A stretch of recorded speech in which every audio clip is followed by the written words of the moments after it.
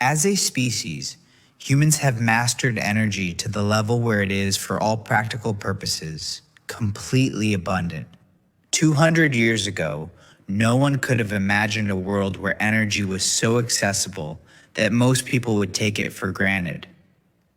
If you had asked the smartest person on Earth whether we could one day summon light with the flip of a switch, they would have said it was impossible, even if the brightest minds worked on it together for an eternity. But today, it's just that easy. Energy is everywhere, all around us, all of the time. Now, what if I told you that the same is about to happen with labor? We are standing at the gates of a future where the work needed to build the products we use, the services we rely on, and even the chores in our homes will be as effortlessly accessible as energy is today, enabling you to explore new frontiers and focus on what makes you truly human. Thank you.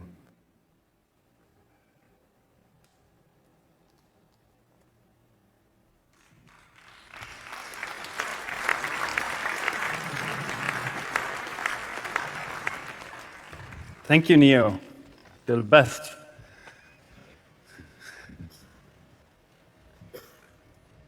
It's an amazing machine, right? Yeah. So, I spent the last decade of my life working on building humanoid robots like Neo. Robots that will hopefully soon be able to do almost anything that we could imagine. Now, whether this is helping you with the dishes, helping you do your laundry, or whether this is helping your aging grandma, there's never really been a time better for robots. We have an aging population in need of help, and we have a large labor shortage across most of the global economy. And there's much, much more. But even more importantly, to me, these robots, they promise something greater than just the ability to solve the problems of today. They can solve things that we cannot do today. They can give us back things like time. And as these systems and AIs now become both physical and agentic, we can start to work towards a future where we actually have an abundance of labor. We can start towards lifting humanity out of this constant battle over scarcity of resources and create a world where everyone has what they need. And I think that will, to some extent, actually redefine what it means to be human. But since, I'd say, around year 1400, when Leonardo da Vinci made the mechanical man, that to me is kind of like the first example of a humanoid robot, these things have been mainly a thing of science fiction, not reality. But this is changing. The robots, they're actually here. And when I say here, I don't necessarily mean in videos. They're actually here in our homes. At least if you work at 1X, where I work, where we now have them in quite a few homes throughout the company. And already later this year, I hope some of you guys will have it in your home and join us on this journey. So that means Neo is now part of my daily routine. So it does some of the chores around the house. Some of this is autonomous. Some of this is done through remote operation as it's learning. And I talk to it. I treat it kind of like a butler, like a companion. It's part of the family. And I think it's actually incredibly interesting to also see how this social dynamic develops. Because this is, of course, incredibly useful and fun to have it do stuff I don't want to do around my home. But it's also really fun to see the beginning of, like, what will this relationship be between man and machine as these AIs become physical. Now, like I said, the hardware, it's actually here. It took us about a decade of very hard work, but also many people that came before us, a lot of time to do the foundational research for us to now finally be able to build a machine that can do almost anything that a human can do. But it begs the big question, of course, when will they be fully autonomous? When will they actually become truly intelligent? And what is the path that will actually take us there? And I think this will be very obvious in retrospective. They need to live and learn among us. We actually need to take these machines and we need to adopt them. We need to put them into our society and let them learn just as we do. So the general convention has been, or general wisdom, that robots, they're going to first happen in factories. So we're going to put these robots into factories. They're going to do the dull, repetitive, dangerous tasks that they're good at. And as they do these repetitive tasks, they get better and better, right? They get more intelligent. And after some time, we can put them into our home. They will be able to do our laundry. They will build our skyscrapers. But this is actually categorically wrong. And we know because we actually tried that. So back in 2022, we took our previous generation wheeled humanoid, Eve, and we put it into the industry. And it actually went really well. We solved a lot of kind of narrow, specific tasks. And it got really good at them really fast. And then, after about 20 to 50 hours, the robots, they just stopped learning. And if you think about it, it's not really rocket science, because if you're doing the same task over and over every day, and it's the only thing you're doing, you're not going to get very intelligent. There's no information there. And also, you're going to generally become very narrow-minded, right? We don't like being narrow-minded. And if you think about like what is a factory, it is essentially a process that we design to reduce diversity and variance. You want your factory worker to need as little information as possible to be able to do the job and get a high-quality, repeatable product out. And this is kind of the opposite of what you need for intelligence. You need diversity. You need to challenge yourself. You need to do new tasks every day that you don't know how to do. And there's a great parallel here to the early days of large language models. So when we use these models today, and they're getting really good, we kind of forget where they started. They started with a lot of people trying to make very narrow models. So if I take an example, if you wanted to make a very good writing assistant to write poetry, then you would, of course, train on all of the best poetry in the world, makes sense. And then it wouldn't really work. And when we started training these models on all of the internet, right, the complete diversity of all human knowledge, they started working. They became kind of smart. They started being able to a certain extent, to reason. And I'd say, like, understand to a certain extent what is the question you're asking and how should I answer. And this is also how we humans learn. We need a large amount of diversity for us to be able to develop into intelligent beings. So why should it be different for robots? And it really begs the question then, what is the equivalent of the internet? how do we find this kind of like internet level diversity of information for our robots? Well, we come to the conclusion that this is probably the home.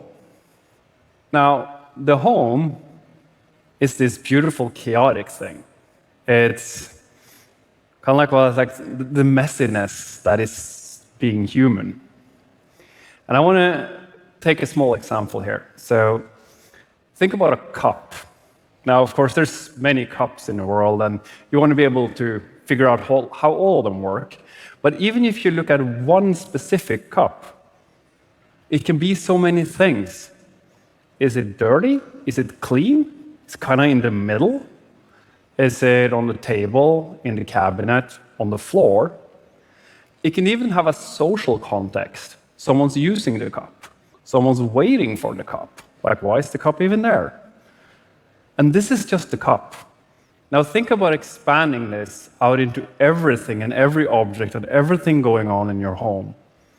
That's the kind of diversity that we're talking about to get to proper machine intelligence. So, like any good scientist, right? We had this hypothesis, and now we have to test it. So in 2023, we brought our robots home. And I had Eve in my house for quite a while, and it was, of course, doing the standard things like emptying the dishwasher, but also bringing me a cup of tea when I was enjoying playing board games with my friends or serving cupcakes at my daughter's birthday party. And pretty quickly, it actually became quite clear that this hypothesis actually was the ground truth. The home is this incredible diverse source of data that lets us continue to progress intelligence. So we thought originally that it was going to be this. But actually, it was this. And let me show you guys now how this actually works in practice.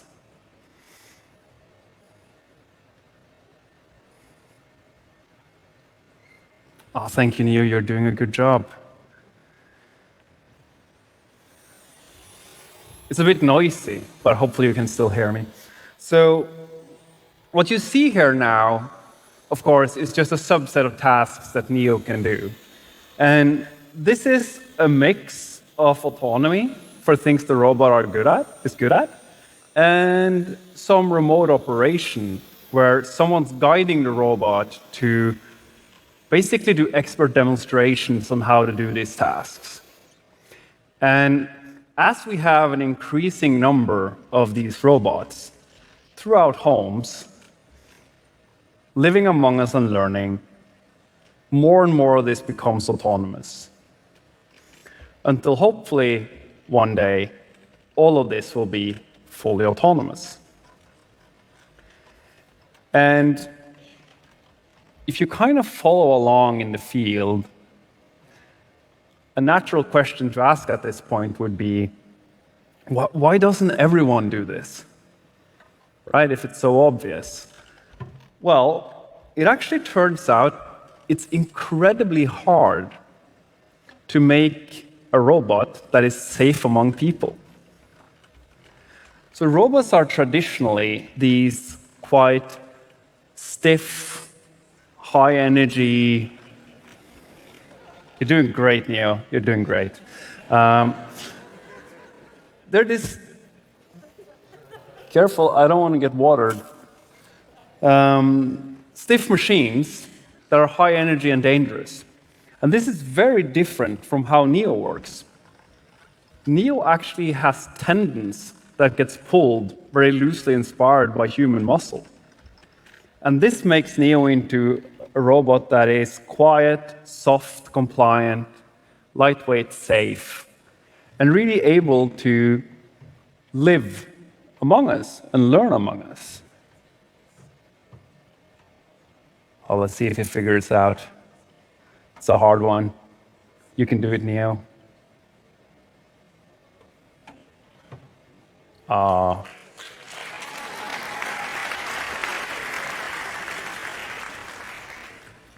I said he's the best, right?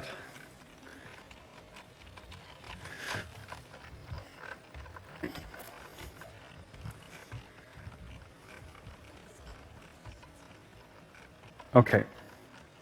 So this is still, of course, incredibly early. We're all the way in the beginning of this journey. But I do hope that in not so long, just like we take energy for granted around us, we will be able to take labor around us for granted. And we might soon not even remember the day where there wasn't always like a helping hand available for anything we wanted to do. But as these machines go around in our society and learn, to me, this journey is about a lot more than just you not having to do your laundry. It's about creating a future where we actually have time to focus on what matters to us as humans and getting rid of these constraints. But also, it's an opportunity to really have these machines help us solve some of the outstanding questions that we still have, like, can we have robots build robots? Can we have robots build data centers to progress AI? Can we have robots that build chip fabs to help us accelerate adoption of AI? And I think it's getting pretty clear that we can have all of these things.